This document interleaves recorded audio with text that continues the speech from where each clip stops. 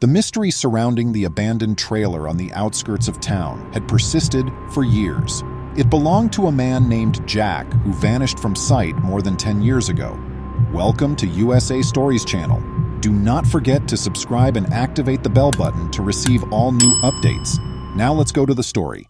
Though there were speculations that he had absconded with a substantial amount of money, no one was aware of what had happened to him. The truth was eventually discovered only after his son acquired the land. He learned a startling truth that his father had been keeping for years as he started to tidy the trailer. Adam assessed the condition of the trailer when he stood in front of it. The trailer didn't appear like much, and it was old and damaged. For years, he had wondered why his father had kept this a secret from him, but now he would soon find out. His father's explanation was not too bad. A musty stench filled the room as he entered through the creaking door and was met with mounds of dusty possessions strewn around. In an attempt to get some answers, he began sorting through the mess. Adam discovered something that didn't appear to fit in the trailer as he continued to explore it. Adam kept looking after discovering the first of many clues. He had no idea, though, that his quest for information about his father would just raise more doubts. Why did Jack vanish into thin air? Why had he given Adam the trailer? What might Adam discover within? Adam was astonished to learn that he had inherited anything from his father when he received a letter from the government. He hadn't given his father much attention in a long time because he had vanished from the world while he was still a little lad. However, the mystery remained unsolved. After being missing for nearly 15 years, it seems that his mother had reported his father dead to the authorities in the hopes of inheriting something important from him. Rather, Adam ended up inheriting the one item his father had left, a dilapidated trailer tucked away in a distant wilderness. Adam was more surprised that his father had left him something than that he had been officially proclaimed dead. He couldn't recall ever going to a trailer with his father, and his mother was as shocked when he told her. What then had his father kept secret from them? Adam loaded up his belongings and headed to the trailer as soon as he got the coordinates. More doubts arose because it took 3 hours to get to the forest. Why was it moved so far away? His already hazy recollections of his father seemed to contradict this new revelation. Who was this guy? With the midst of nowhere, a massive hill was covered with trees. It was quite peaceful, an hour's drive to the nearest town. Adam saw how far into the forest the trailer was when he navigated the route on his phone. It seems as though his father genuinely wished for no one to discover it. At last, he caught sight of something far away. Because of its concealment against the hues of the forest, he wasn't quite positive that it was the trailer. But Adam could see that he was moving in the direction of the trailer with each step. He stood before it, taking everything in, and gasped. The paint on the trailer was flaking off, and dirt and dust were all over the windows. The trailer's rear section had collapsed and the door was hanging off its hinges. The trailer was obviously overtaken by Mother Nature, and it appeared as though no one had handled it in a very long time. What was my father doing with this old thing? Adam shook his head, reflecting. He examined every part of the trailer as he strolled around it. He stepped into the trailer after waiting for a few minutes. He felt unhappy about something about it, but after circling the trailer 5 times, he decided he had to get inside. Adam opened the creaky door and entered the trailer, where the stench of mold and disrepair permeated the air. Every surface was coated in dust and cobwebs, and years' worth of detritus was strewn everywhere. Adam got to work, determined to clear this ancient thing and find answers. However, he would soon discover something peculiar. He started outside the trailer, tossing everything. He may strew it around there during the day and look for hints, though he was unsure of exactly what he was searching for. He wanted to discover anything connected to his father. In this manner, he could be certain his father was present.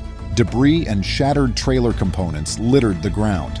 Adam might easily cut himself on the rusted metal and broken wood, so he had to wear gloves for protection.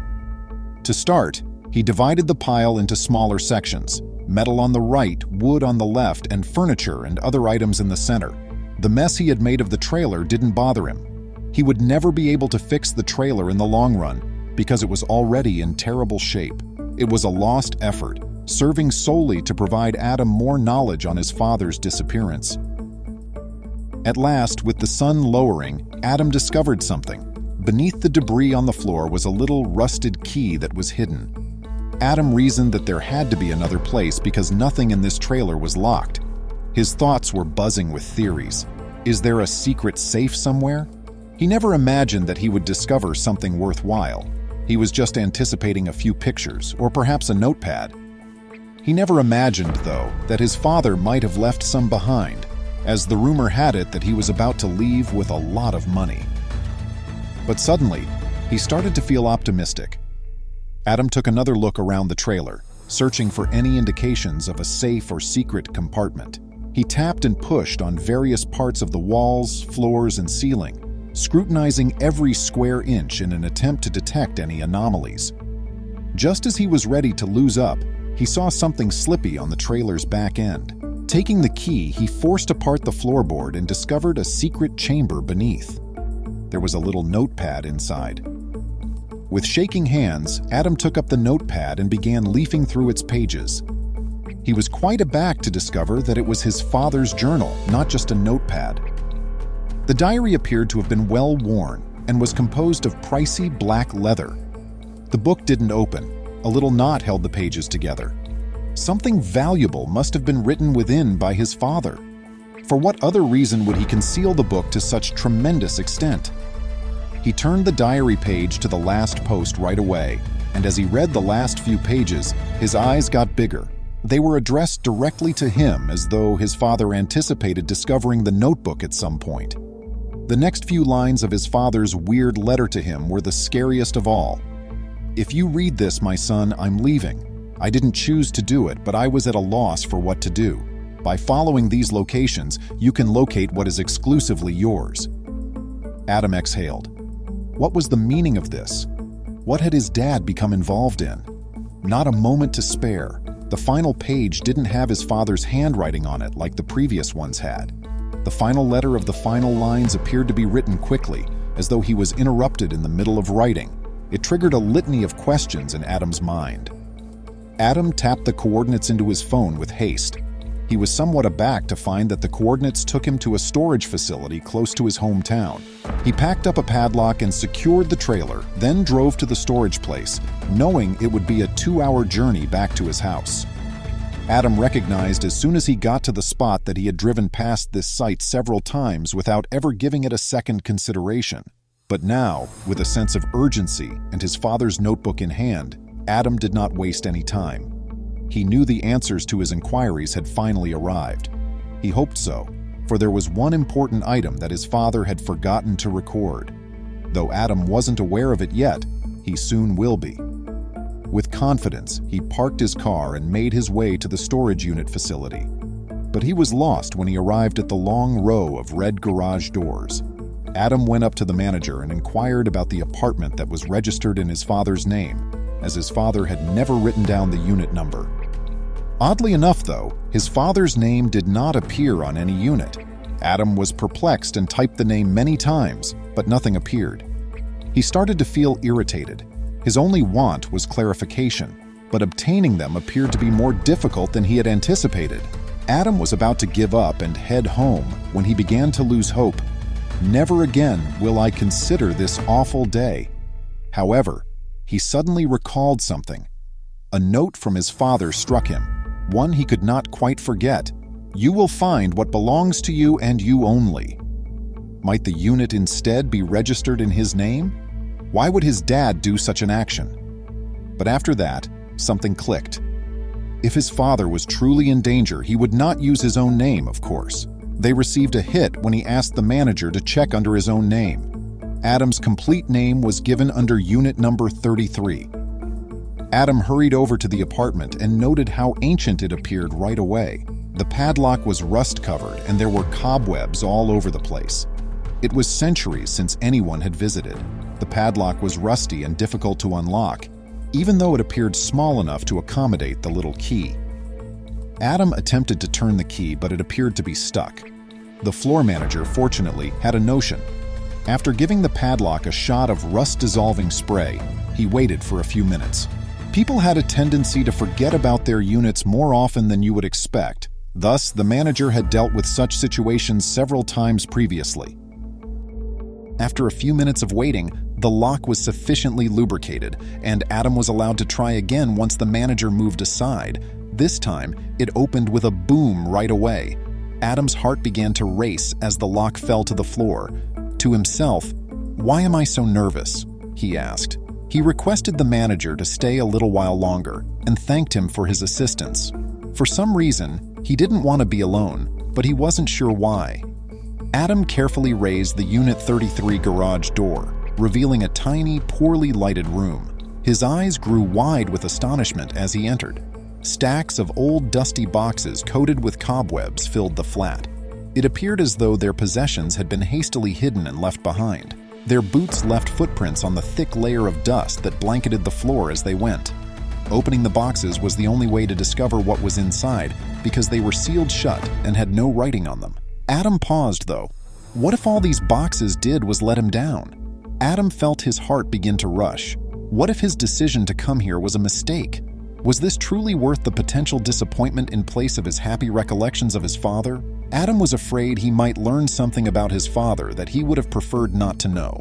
However, it was now too late to go back. A feeling of nostalgia passed over him as he began to open up a few cartons. He spotted picture albums of him and his father enjoying their regular outings, as well as his favorite toys from his early years. Adam grinned, amazed that his father had preserved all of information for so long.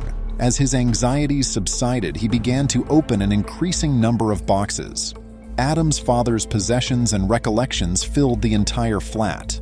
Adam was overcome with a dual sense of joy and sorrow. It didn't seem over yet, even though he wanted to think that this was what his father intended him to know. Adam was looking about when he discovered something in the unit's rear. A doorway opened into a little chamber. The manager was taken aback because typical flats don't come with a second room. Presumably, Adam's father had constructed the door and wall himself, therefore creating a hidden chamber. They approached the wall gently and gave it a thorough examination. Not regular bricks or cement, but a thin carton-like material was used to build the wall. It was obviously an amateurish work. Makeshift space, but for what purpose? Why would his father construct anything of this nature? Adam went to unlock the door, only to discover to his dismay that it was locked once more. Adam found it hard to believe. He would have to pick how many locks before he could discover his father's secrets. Adam was done searching for keys, but he wanted to commend his father for his efforts. He backed up a few steps this time and kicked the door open. With a loud thud, the door tore completely off its hinges and hit the floor. Coughing into their elbows, Adam and the floor manager saw clouds of dust rise from the ground. As they entered the room, they waved the dust aside. Narrowing their eyes to peek inside, Adam discovered bookshelves crammed with antique maps, papers, and maps within the hidden area. There was a big desk and chair, a tiny lamp, and a corkboard full with pictures and notes. Observing what appeared to be a temporary workspace, Adam couldn't help but wonder what his father had been undertaking. As Adam walked inside the room, he heard the floor manager gasp. Adam understood his surprise, as he was certain this was not something he saw often. Adam would never have known about this if he hadn't invited him to remain because it was concealed within one of his flats. Adam began going through the documents and attempting to sort through the disorganized data. A few of the documents contained vintage photos and newspaper articles, while others were written in code. Adam realized his father had to be doing something extremely risky, even if he had no understanding what any of this entailed. He tapped his toe on something and shifted his feet. Adam discovered a secret chest as he checked behind the desk. He thought to himself, "Please don't be locked. Please don't be locked." And he was lucky since the chest gently opened as he pulled the small handle. What may be contained? Adam discovered a fading picture and a stack of paperwork bound together within the chest. He opened the papers and began to go over them very attentively. There was proof of corruption and theft by influential people in the community, including the same officials who had concealed his father's disappearance, which was damning. As Adam became aware of the extent of the evil that had afflicted his village for years, his hands began to shake with rage. When he glanced at the picture, he noticed his father standing among some demonstrators, carrying a sign that said, "Justice for all." All along, his father had been battling against corruption. Adam's thoughts was full with inquiries. Why had his father concealed this proof? What caused him to vanish? How did he end up? This finding, for some reason, offered Adam some optimism. Is his father still living? Adam made the decision to face the only person who may have known about this all along in an attempt to discover the truth. After expressing gratitude to the manager for his assistance, he picked up the evidence box and headed to his mother's house. There was more to this than she knew. Adam reasoned that it would be impossible to be married to someone for so long and not be aware of their activities. When Adam arrived to his mother's house, he was met with conflicting feelings.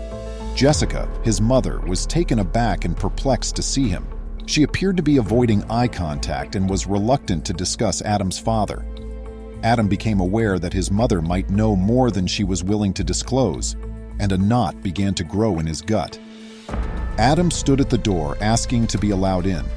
His mother had an odd expression on her face that Adam couldn't quite figure out: sadness, perplexity, or embarrassment. His mother sighed heavily and asked him to sit down as he sought answers. His mother came back with a shoebox. "Everything I have left of your father is in this room. Adam, it wasn't only that he lied to you, he also lied to me.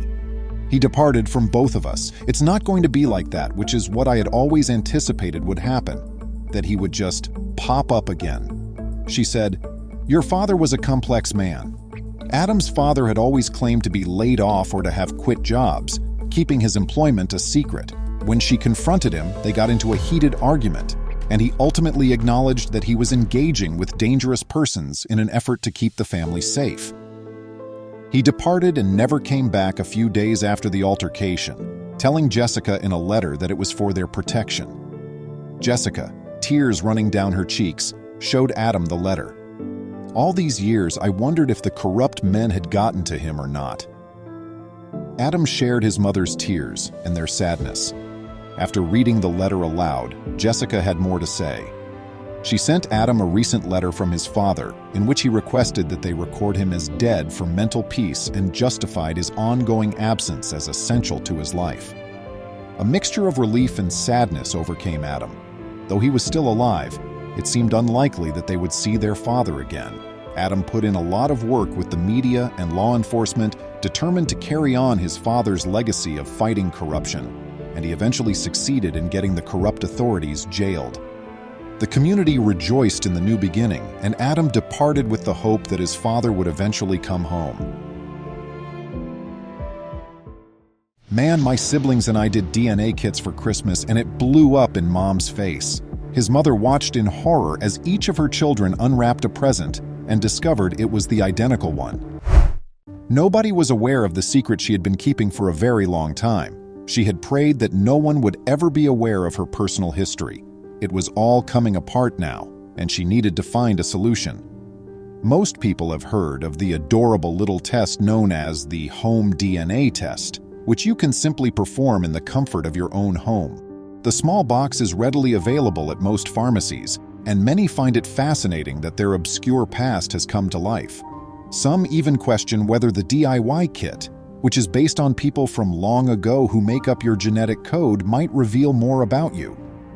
These DNA tests have revealed some fascinating secrets, but none as bizarre as the one of the guy who sent DIY DNA kits to every member of his family on Christmas Eve. Ancestry DNA was having a kit deal earlier this year. "I thought it'd be a great idea, so I bought 6 of them for Christmas presents," wrote the man. He was unaware of the fear it would instill in his family.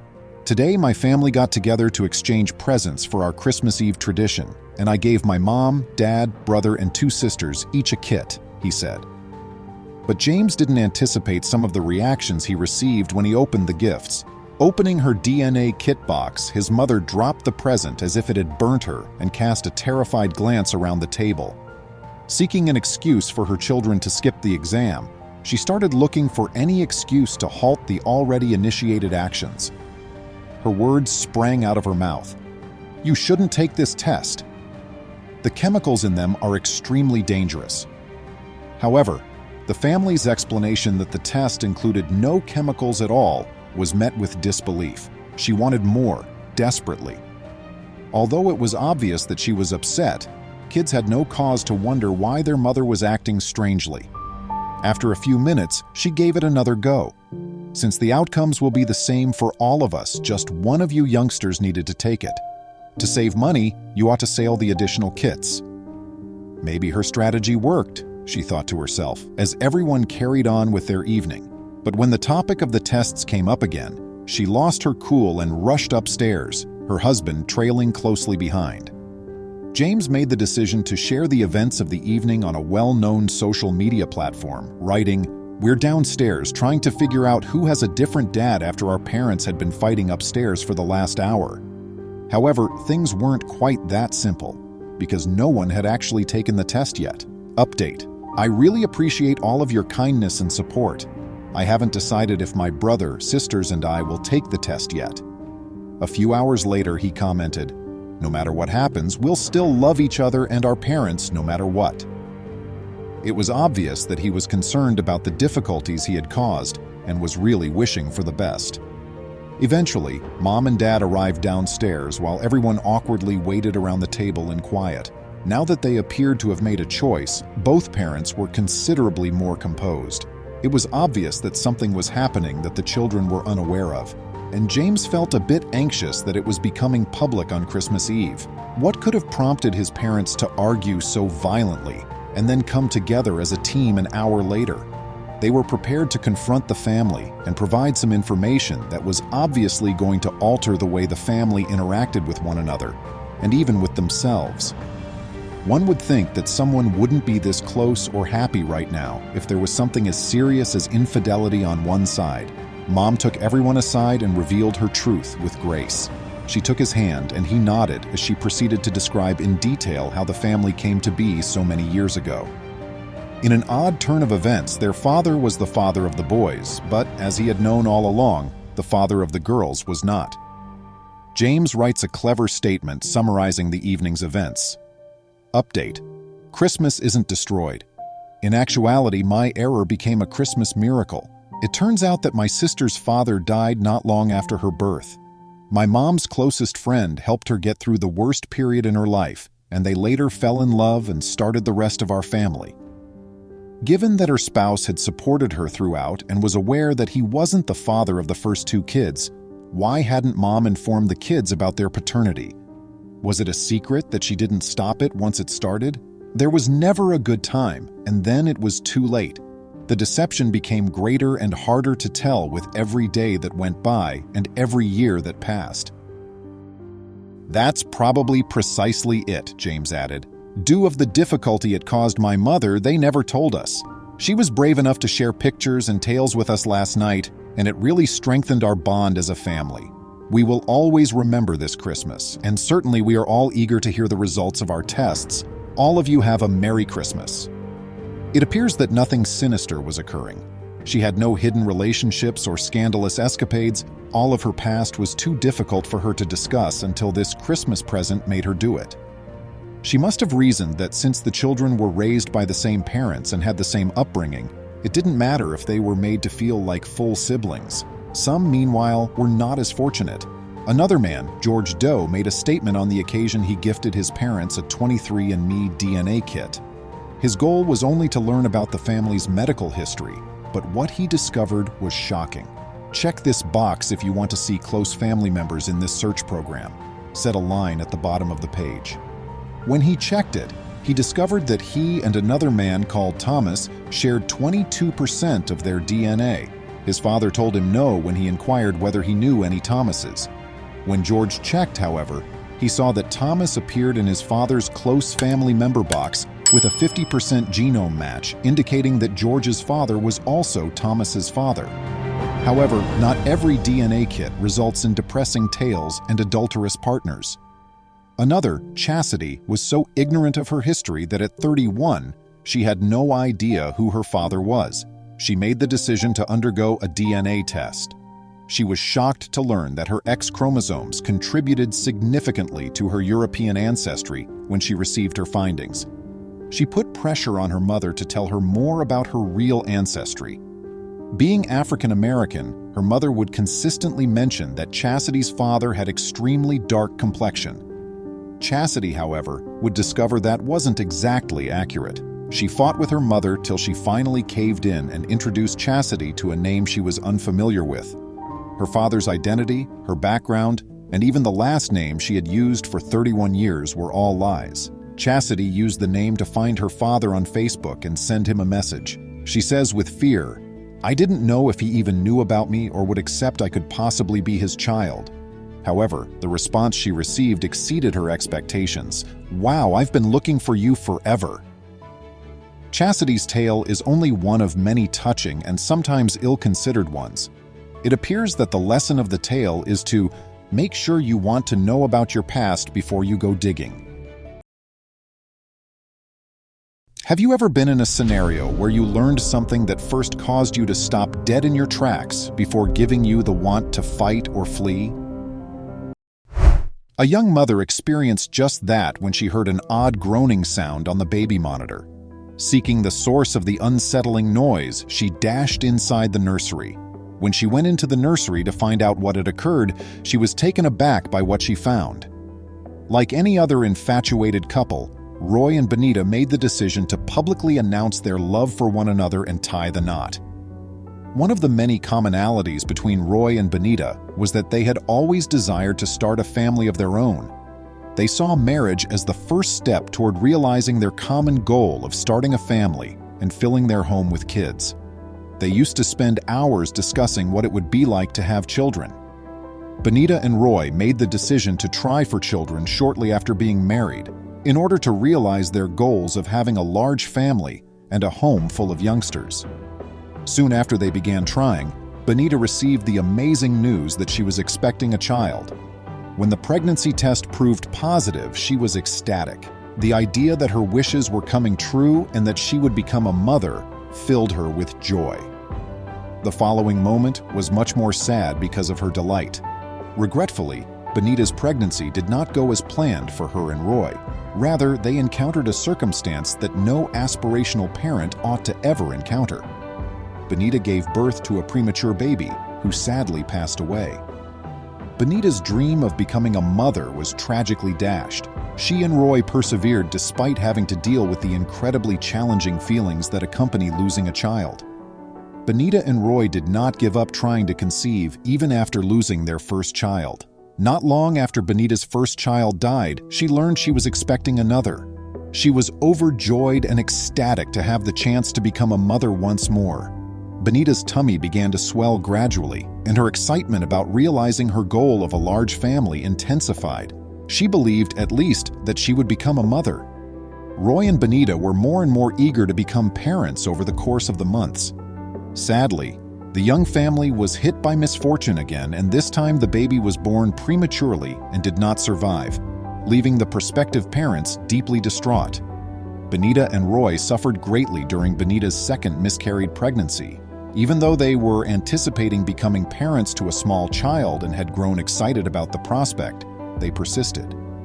When Benita became pregnant a third time, the child was born too soon and tragically did not survive. After 3 separate pregnancies, Benita and Roy had high aspirations, but each time tragedy struck, shattering their dreams. The loss of their babies devastated the parents. They had both participated in the expectation that their family's dream would come true, and they now had to cope with the anguish of having their hopes dashed. The loss of their third child affected Benita and Roy as well.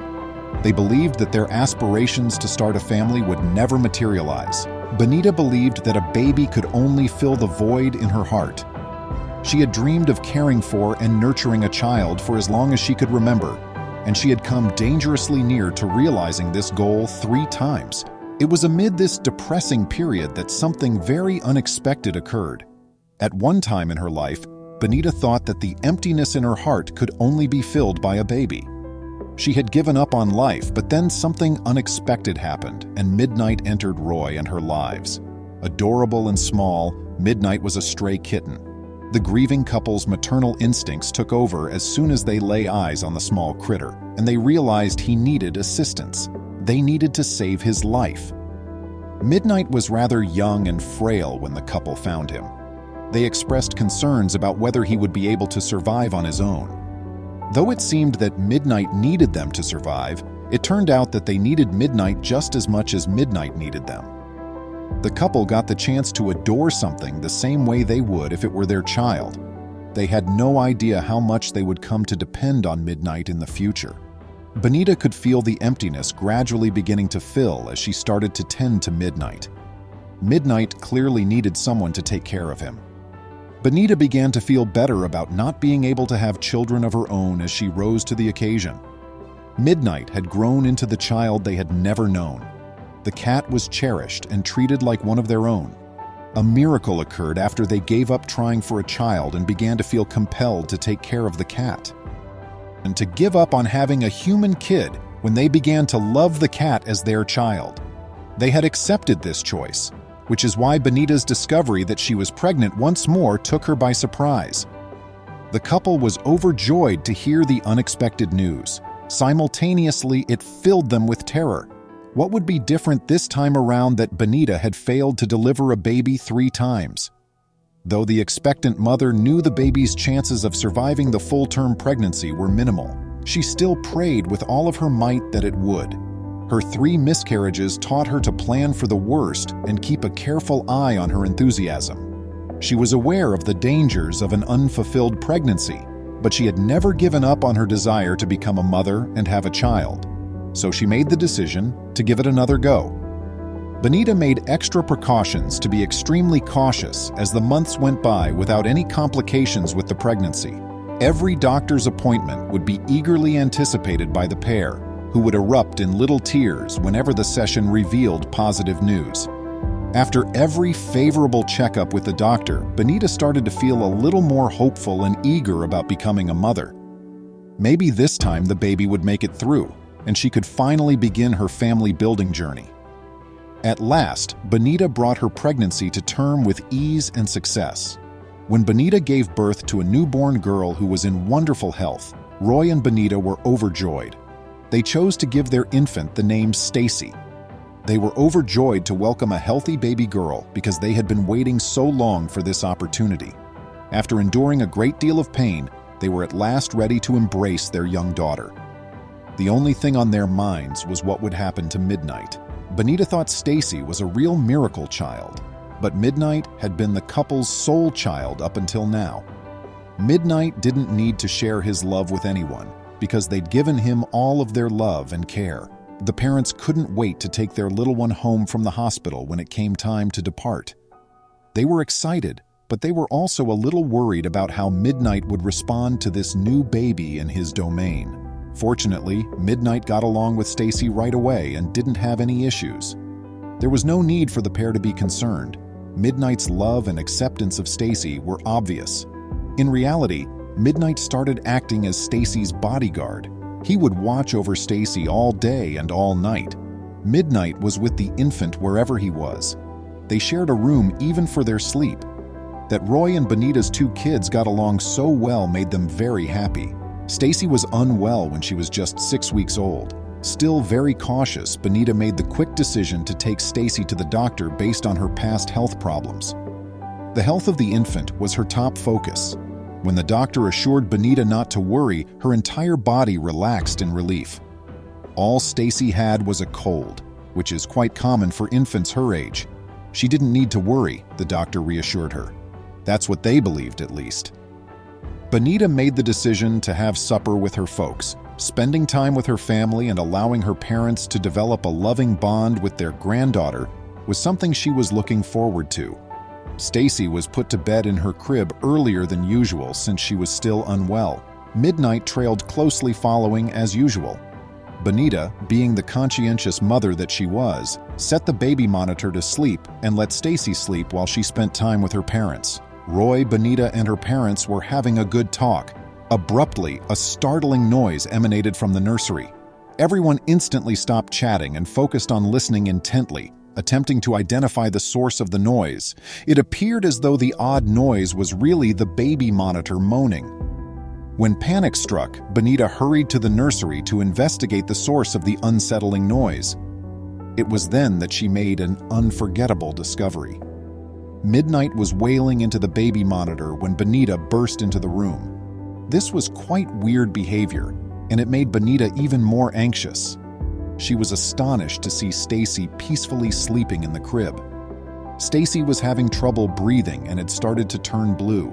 Upon witnessing her daughter's struggle, Benita was immediately filled with anxiety and concern, believing that she would lose her beloved child in the same manner that she had lost her other 3 daughters. The family went into survival mode, and Stacy was hurried to the nearest hospital by Roy, Benita, and her parents. Upon arrival, they were informed of the devastating news that worries all parents. Stacy had succumbed to complete respiratory failure. Fortunately, Stacy's life was spared by the medical professionals, and she went on to become the second miraculous baby. The family was quite relieved, but they couldn't help but wonder what may have happened if they hadn't managed to get Stacy to the hospital. Although Stacy miraculously lived, she came dangerously close to death. The medical staff informed Benita that Stacy would not have survived, and the family would have lost their little daughter if they had arrived at the hospital a few minutes sooner. In Roy and Benita's opinion, Midnight is a hero. Had he not begun wailing into the baby monitor, his daughter might not have survived, and they would not have been able to detect her breathing difficulties. Forever, Benita will be appreciative to Midnight for entering their house that evening in search of a place to dwell. The little cat not only helped her get through a trying period by being a comforting presence in her life, but it also acted as Stacy's guardian angel and saved her life. Midnight, in Roy's opinion, will always remain Stacy's hero. The family will always be appreciative to their devoted cat for taking care of her when she needed him the most. Please remember to subscribe to our channel, give us a thumbs up, and turn on the notification bell so you won't miss any of our videos. If you enjoyed the tale, the next video that plays on your screen will probably move you too.